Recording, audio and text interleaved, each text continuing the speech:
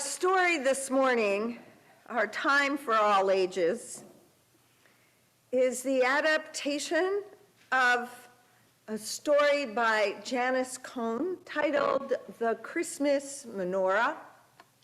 It is based on real events that took place in Billings, Montana in 1993.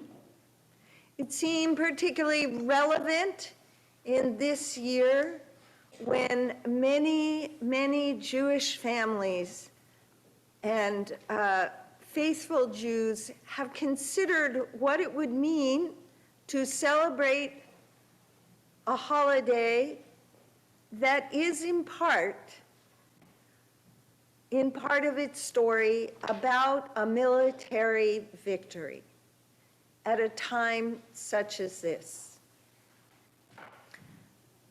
The readings that I have done in the last few weeks from rabbis and concerned Jews is they have all agreed that lighting the menorah and holding on to Hanukkah last week, which was over on Wednesday this week, was an important act of faith and lighting the light of miracles, including the possibility of the miracle of peace. So it is in that spirit that I offer this story about the Christmas menorah, the adapted story. The story is about a family named the Schnitzers and their son named Isaac. Isaac had been sitting at home working in the den doing his homework on a school night, but it also happened to be a night of Hanukkah. And he was doing his homework. He had a babysitter at home that night. His parents were out.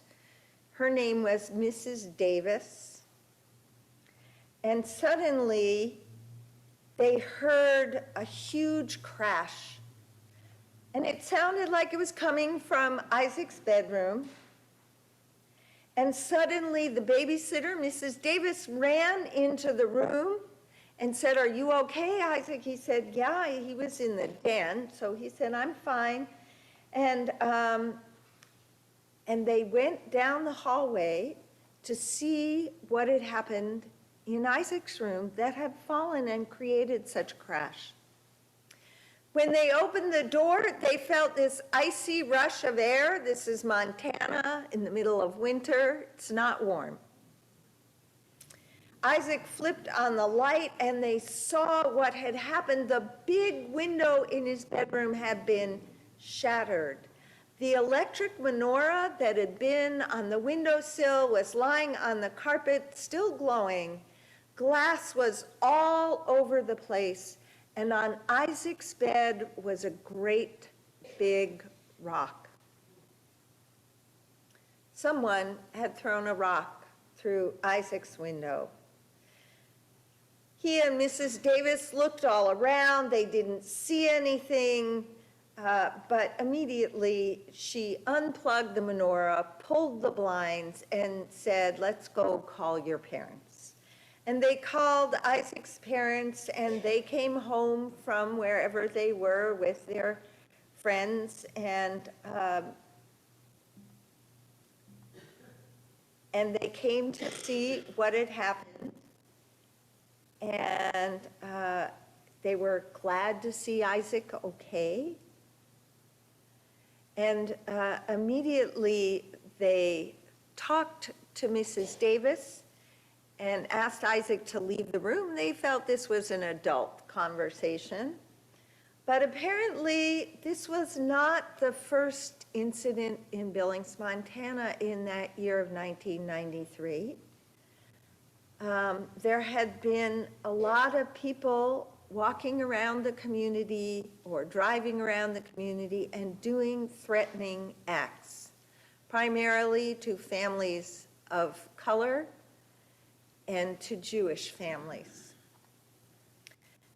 And so Isaac's mother really noted something about the terrible people who keep threatening. And they called the chief of police, and the chief of police came. And Isaac thought this was very exciting. The chief of police had just come to his school recently, and so it was a big deal to have him come to his house. He wondered if he was going to come and look for clues and check out things underneath, all around. And he wondered if guns would be involved because he was at that age where he thought about things like that. And the chief came over and he asked everybody to tell him what they had found and what they had seen and what had happened. And he even asked Isaac. And eventually they asked Isaac again to leave the room, and the adults got to talking, and the chief and Isaac's mom began to talk about all these terrible, threatening things that had happened in the community and how they needed to stand up. Otherwise, these terrible things were going to go unnoticed. Isaac, on the other hand, thought maybe they should just take the menorahs out of all the windows, because they had several of them, and that would make it go away. Nobody would really notice them anymore, and it would be okay. But his mother said no. Celebrating Hanukkah is a part of being Jewish. It's what we believe in. We're not about to let some bullies keep us from celebrating our holiday. So his mom decided she was going to go on TV and talk about this. They made sure that it got into the newspaper. The chief of police began to call people together, groups of community people, to talk about how to stand up against what was happening. And they came upon an idea, and they printed a menorah in the newspaper, and they invited everybody in the community to cut out the menorah and put it up on their windows. We have a lovely decoration of a menorah here this morning. And so the community responded. Many people began to put up menorahs. And Isaac began to learn a couple of things. Not only had he wanted to just remove all the menorahs so nobody would notice them, he then had to tell his mom how he was sometimes uncomfortable being different at school. There weren't a lot of Jewish families in Billings, Montana. And he told his mom that the year before, when they'd gone to school and it was time to show the gifts that you had gotten for Christmas, he had intended to say that his was a Hanukkah present, but really it was more comfortable just to tell everybody in the class that it was a Christmas present. But after watching his mom go on television, after hearing the chief of police ask people to stand up and support both the families of color and the Jewish families in the city, Isaac said this year he thought he would go and say that this was his Hanukkah present when it came time to show off his gifts at school. A week or so went by, and Hanukkah was actually over, but Isaac's mom called him to come to the car one evening, and they began to drive around the city. Billings is sort of a city. And they began to drive around the city, and on every street, there was at least one window with a menorah in it. Now, Isaac had one best friend at school, and she came from a family that were Christian, and he wasn't quite sure how she was going to respond to all of this, but as his mother drove him around the town, she drove him past their house. And on their window was a big sign that said, "For our friend Isaac, with love from Teresa and the rest of the Hanley family." There was a big menorah and a cross on one side and a Star of David on the other side. It took a while, but eventually the threat stopped. The group of people known as skinheads by the community stopped their threatening acts. And the whole community of Billings had learned to draw their circle of community wider than they had ever drawn it before. I invite us now to sing what we typically sing at the end of Joys and Sorrows to begin our joys and sorrows. Let us sing "Draw the Circle Wide," and hopefully the lyrics will be with us.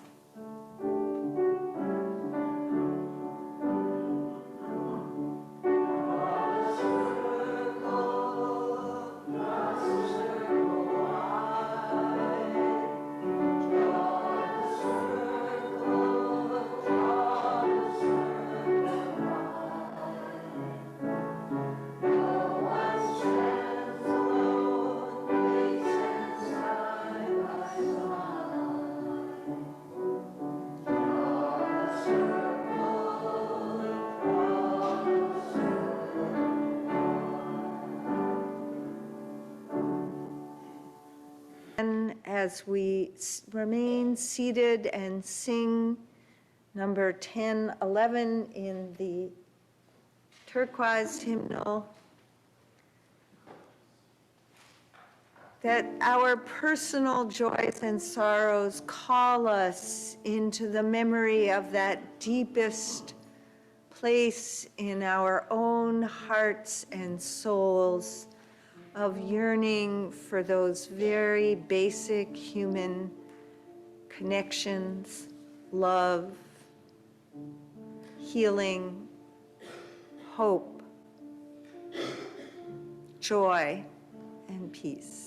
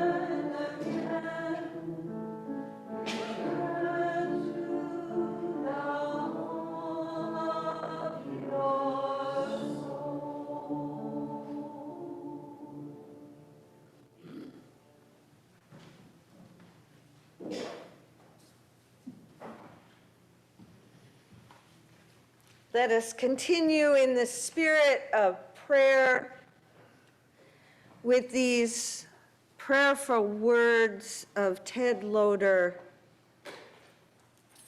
an excerpt from Yet There's Love.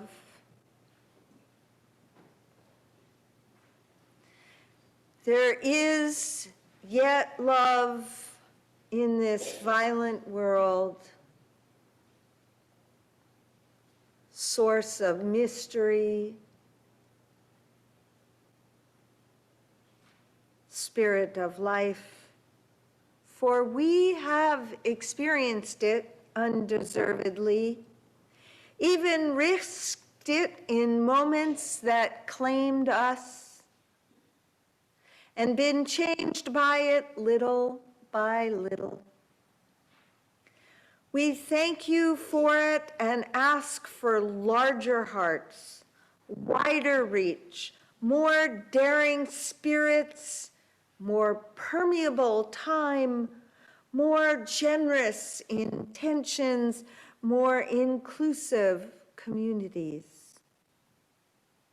There is yet the whirl of stars and atoms, the light of the sun, the climb of green toward it, the stretch of our souls toward it, the delight of children in it, the healing and wonder of it, the web and nurture of the friendship it generates. For we have been awed by it all, O source of mystery. Endowed with it all, Spirit of life, and given the chance to hallow it all. And we thank you. So we thank you the more for those who are the hallowers, who show us what it means to see and make all things holy. For the courage and honesty of poets and prophets, whose words and images and visions take us into your presence.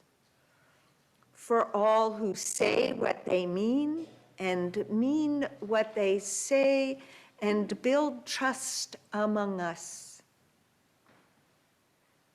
There is nothing else to say except thank you and amen. May it be so within, among, between, and beyond.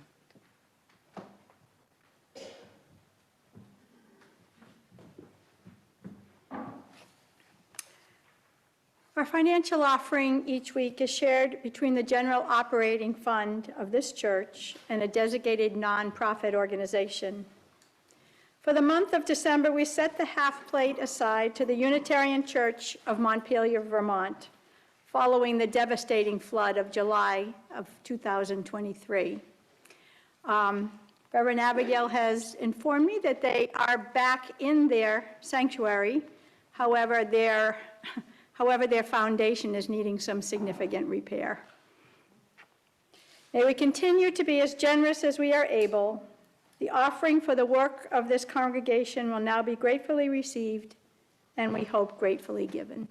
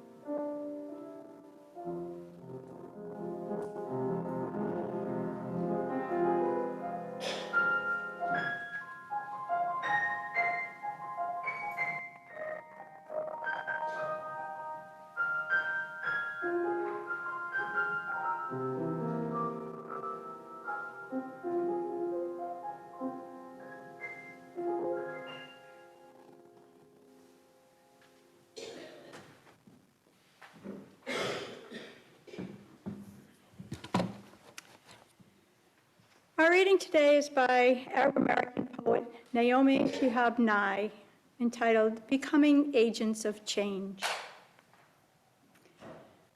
Wandering around the Albuquerque airport terminal, I heard an announcement. If anyone in the vicinity of gate A4 understands any Arabic, please come to the gate immediately. Well, one pauses these days. Gate A4 was my own gate, and I went there. An older woman in full traditional Palestinian embroidered dress, just like my grandma wore, was crumpled on the floor, wailing loudly. "Help," said the flight service person. "Talk to her. We told her the flight was going to be late, and she did this." I stooped to put my arm around the woman and spoke to her haltingly. "Shu Dauda, Shu Bikuk, Habiti, Stan Shui, Min Padlok, Shu Bitsiwi." The minute she heard any words she knew, however poorly used, she stopped crying. She thought the flight had been canceled entirely. She needed to be in El Paso for major medical treatment. I said, no, we're fine. You'll get there, just later. Who's picking you up? Let's call him." We called her son, and I spoke with him in English. I told him I would stay with his mother and would ride next to her. She talked to him. Then we called her other sons just for a bit of fun. And then we called my dad, and he spoke for a while in Arabic and found out, of course, they had 10 shared friends. Then I thought, why not call some Palestinian poets I know and let them chat with her? This all took up to about 2 hours. She was laughing a lot by then, telling about her life and patting my knee, answering questions. She had pulled a sack of homemade mama cookies, little powdered sugar crumbly mounds stuffed with dates and nuts, out of her bag, and was offering them to all the women at the gate. To my amazement, not a single woman declined one. It was like a sacrament. The traveler from Argentina, the mom from California, the lovely woman from Laredo, we were all covered with the same powdered sugar and smiling. There is no better cookie. And then the airline broke out free beverages, and 2 little girls from our flight ran around serving us all apple juice, and they were covered in powdered sugar too. And I noticed my new best friend, by now we were holding hands, had a potted plant poking out of her bag.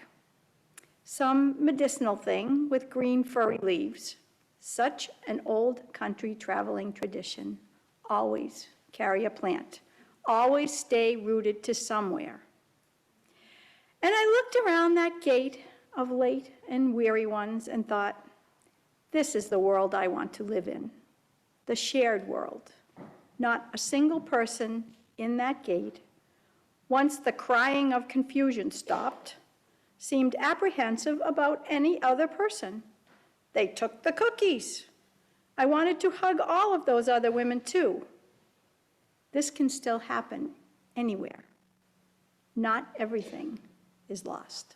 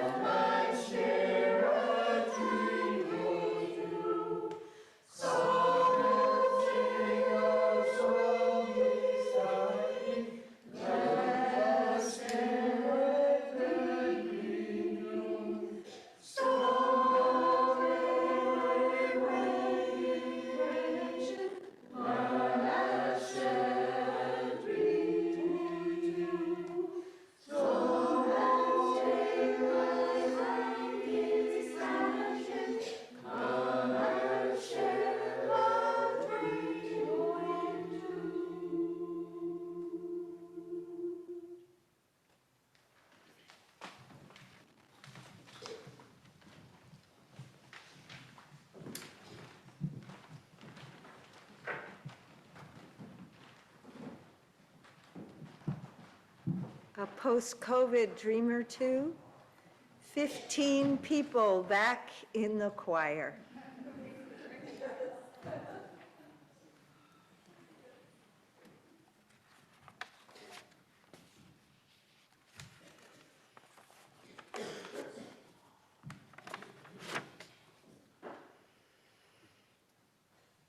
Shalom, assalamu alaikum, peace be with you. As we hear these two stories this morning, my mind is filled with yet another story. It is the outline of a family story. It is the family of a good acquaintance, someone who's becoming a friend. We met singing in a bilingual choir up in Quebec, Canada, up in the province of Quebec. And the choir sings world music, so we are often singing in languages we cannot otherwise speak. I mention this because being a polyglot, being able to speak more than one language, while not a prerequisite for a particular point of view about the world, probably lends itself to an openness to pluralism. Religious pluralism is an important aspect of Unitarian Universalism, one that's increasingly being intentionally honored among us. Religious pluralism is not only the recognition of many different religious views, it is also, in a faith like ours, about spiritual growth and development. Pluralism is about opening ourselves not just to learning, but also to experiencing different religious ideas, beliefs, and faith journeys. Harvard Divinity School professor Diana Eck says pluralism is an ethic for living together in a diverse society, not mere tolerance or relativism, but the real encounters of commitment.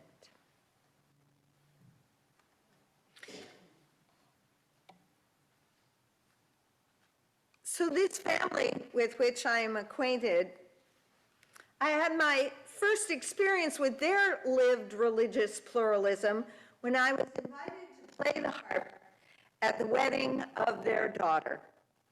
The wedding took place in a monastery, the Green Mountain Monastery, begun by the followers of Father Thomas Berry, who brought to his Roman Catholicism and Passionist order a scientific, evolutionary-based, earth-cosmos-centered articulation of a Christian faith. He wrote a book along with Brian Swim, a PhD mathematician in gravitational dynamics. I have no understanding of what that is. But together they wrote a book called The Universe Story, telling a story of this 13.7 billion year-old universe in which we exist and its flourishing Earth communities. I highly recommend the book. In its opening pages, it says, always and everywhere, it is the universe that holds us together and is the primary activating power in every activity. In this Green Mountain Monastery was gathered this family, this religiously pluralistic family. A father who is Jewish, whose twin sister had lived and raised her family in Israel. For a while, that Israeli family were quite conservative in their religious observances of Judaism. Some of those children, now grown, live on the kibbutz that was the target of the October 7th Hamas attack.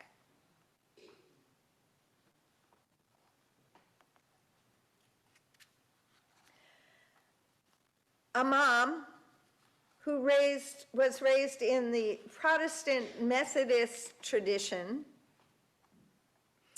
and still participates from time to time with the local congregational church, including bringing their children when they were young to Christmas Eve services and participating in social action. I want to correct something. I was reading from the wrong page. Of those children who were raised in Israel, one and her grown family lived near the Gaza border and were attacked during the October 7th attack.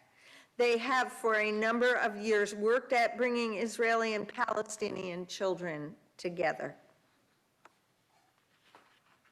Also at the wedding was the elderly father, practicing Jew, of the grandfather of the bride.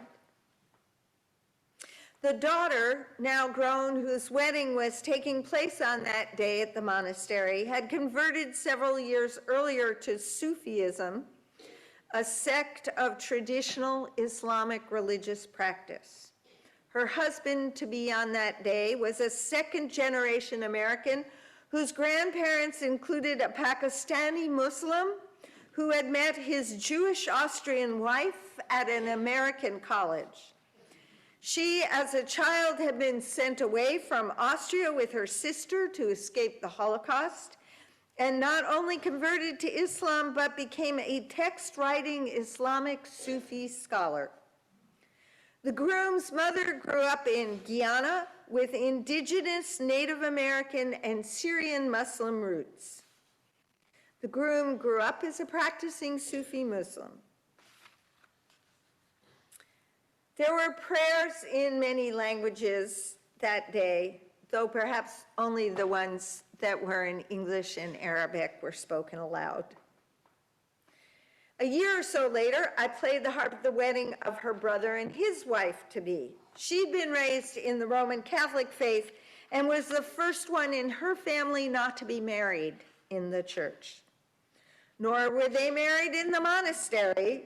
They were married on a local farm in a beautiful field and held a sumptuous meal on those same fields with produce and animals raised right there. Today, I am told, they are finding themselves teaching about and practicing both Jewish and Christian traditions with their two small children. This family is an example of pluralism in action. But pluralism practiced requires a commitment, and a commitment to peace and goodwill, especially in these days. Imagine this family with members living in Israel, safe though they are at this point, but having lost friends and neighbors, having had friends and neighbors taken hostage. These are not families without trauma themselves. And also the Islamic family that identifies and strongly understands how many of the Palestinians may feel. Peace is not the absence of conflict.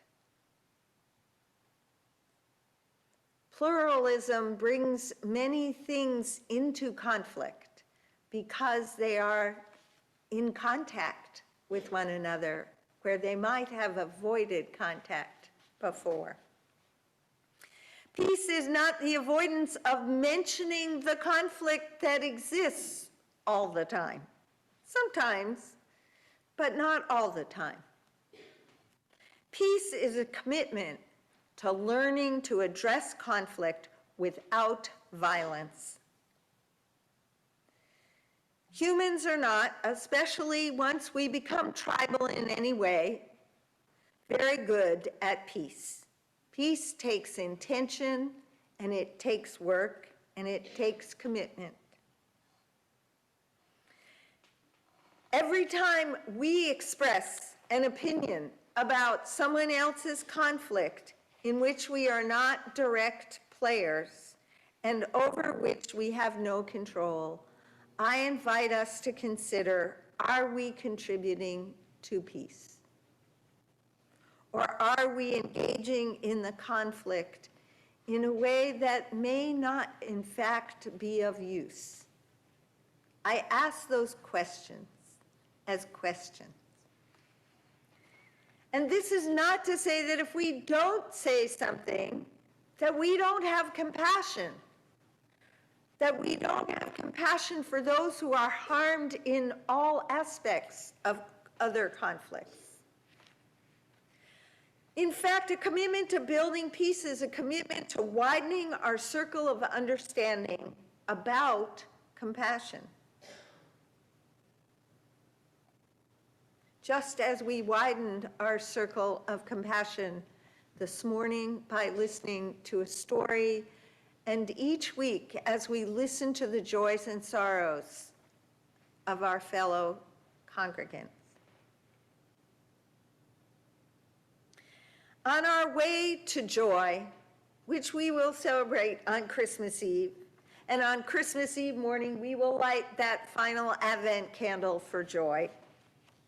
Can we, in this season, consider turning ourselves, our practices, and our thinking towards acts of peace building?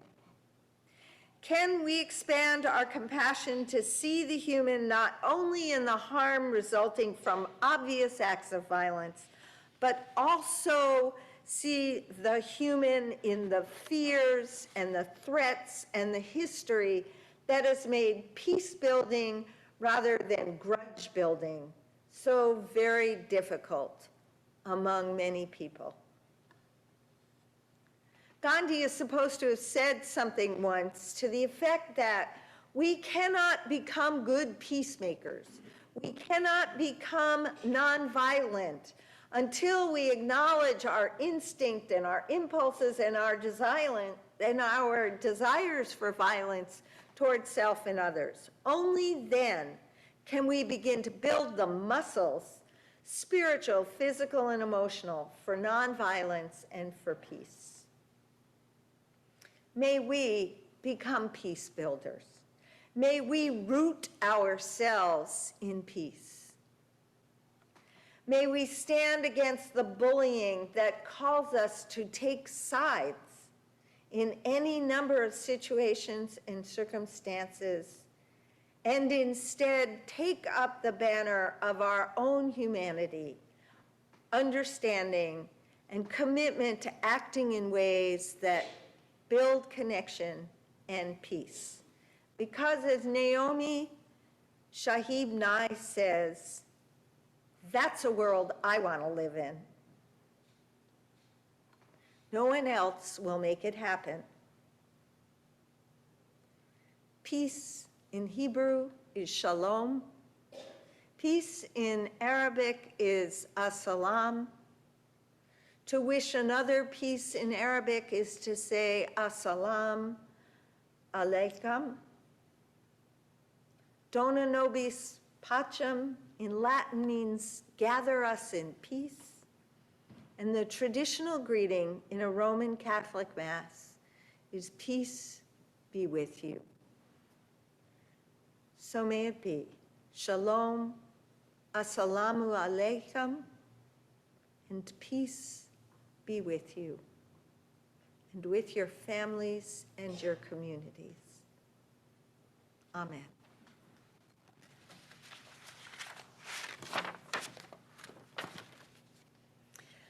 Let us raise our spirits and our voices, our bodies, if we are able, and sing number 225 in the gray hymnal, O come, Emmanuel.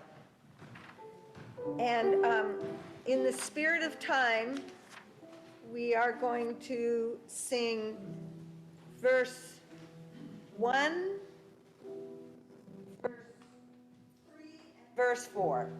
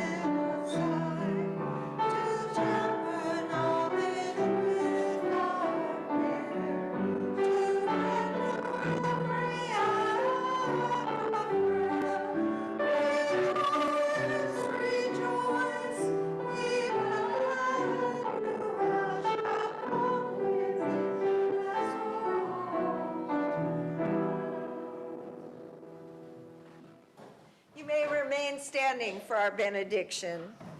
We extinguish this chalice, but not the light of patience and peace.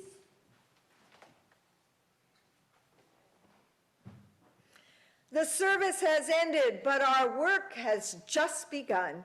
Let us carry the light of peace in our hearts, and may it patiently shine on those lives who touch ours in this coming week.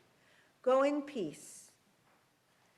And in this coming week, allow joy to be your unexpected miracle. Amen.